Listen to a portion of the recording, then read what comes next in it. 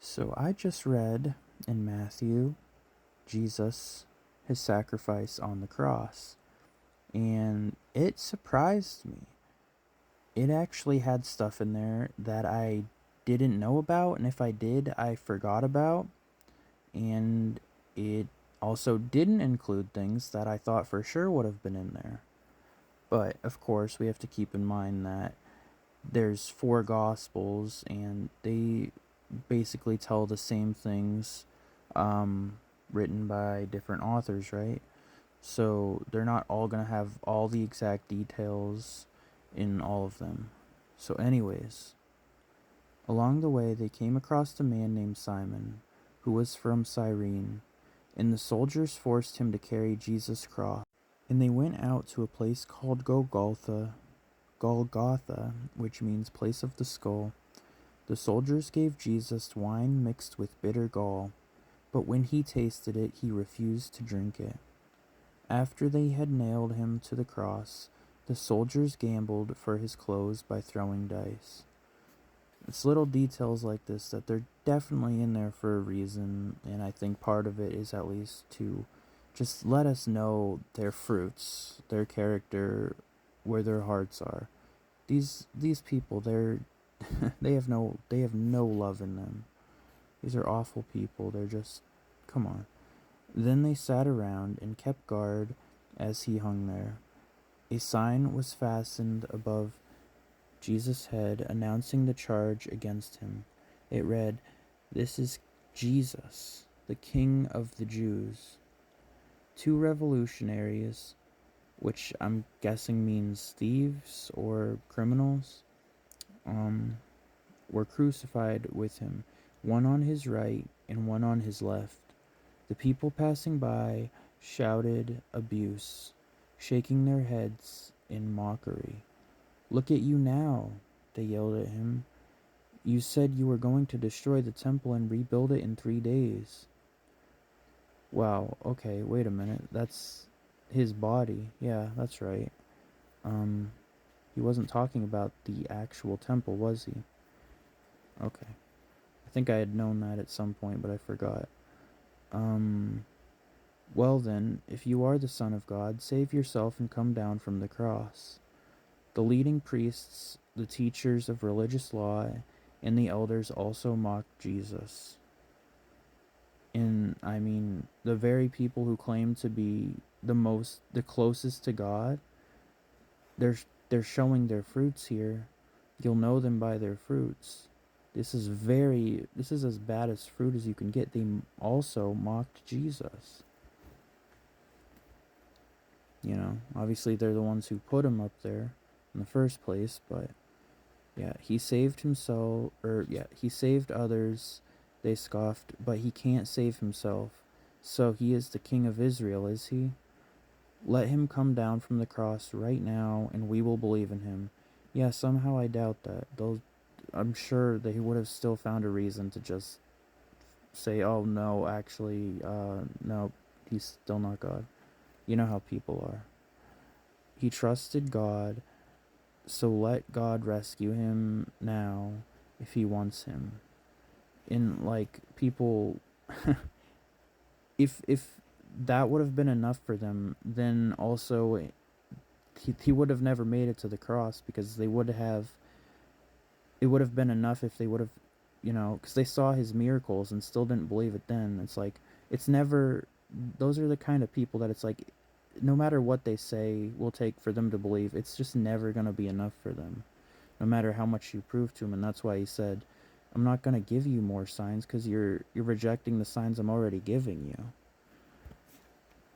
Okay.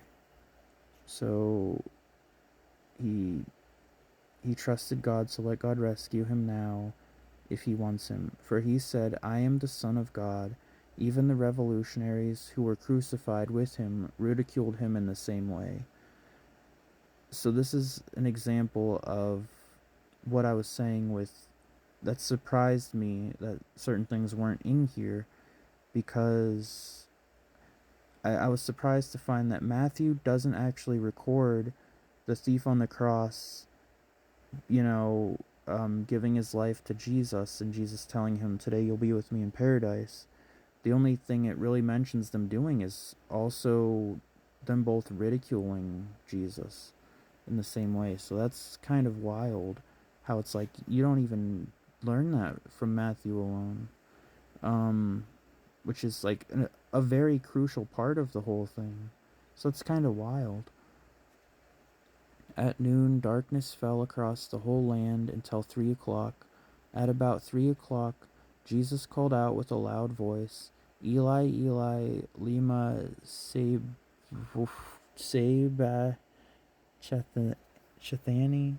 which means, my God, why have you abandoned me?" So people don't realize, I think a lot of people miss that it wasn't the worst pain and suffering on earth that was the worst part about it for Jesus. It was being abandoned, being separated from God. But that needed to happen for him to take on sin. Not that he was sinful or that he had ever sinned, but to take our payment on the cross, he had to become sin in that moment. And God cannot be there with him in that moment when he has sin on him like that, you know? Some of the bystanders misunderstood and thought he was calling for the prophet Elijah. And I feel like that just shows how little they understand Jesus, how little they understand what's going on. Because, like, why would he be, like, no, he's not calling for Elijah, right? I don't know, that doesn't really make much sense to me why they would think that. But I know it goes deeper, you know. But one of them ran and filled a sponge with sour wine, holding it up to him on a reed stick so he could drink. I forget exactly what this was about, but it was really significant. There was definitely goes a lot deeper with that. But the rest said, "Wait, let's see whether Elijah comes to save him." Then Jesus shouted out again, and he released his spirit. I think some translations, or maybe it's other books, other gospels, that says he gave up the ghost, you know, and it just means he died, right? At that moment, the curtain in the sanctuary of the temple was torn in two from top to bottom. And this is one of the things that I was like, wow, that's in there? Because, like, we just spent, well, I mean, this is Matthew now, but it reminded me of what I had just been reading over here in Exodus about the temple, or, you know, the where the Ark of the Covenant is. And I don't know if that's the same place, if that would make sense or not, but just spending so much of Exodus learning about them building that place, and reading here that, like, that was so significant that when Jesus died, that moment, that exact moment, the curtain was torn in two. And so that's, like, super significant. It has so much meaning to it. And this all this stuff is so wild. Like, this is what happened when Jesus died. This is how powerful he is, being God. The earth shook. The earth, it shook. And rocks split apart. Can you even imagine that? And tombs opened. This part was the most surprising thing of all. I'm like, how did I not know that? I'm sure I've heard that at some point, but somehow I was like, I did not know. Like, what? That's crazy. Like, I'm like, why does no one talk about this? Like, everyone talks about, you know, Jesus on the cross, but they're never like, oh, zombies just just came out of the ground then. It's like, what? Like, that's kind of a big deal. Like, what?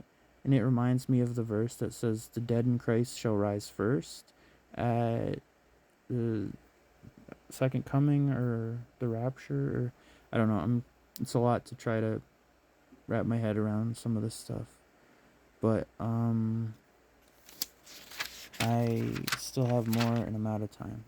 I might do another video. God bless you guys. Peace.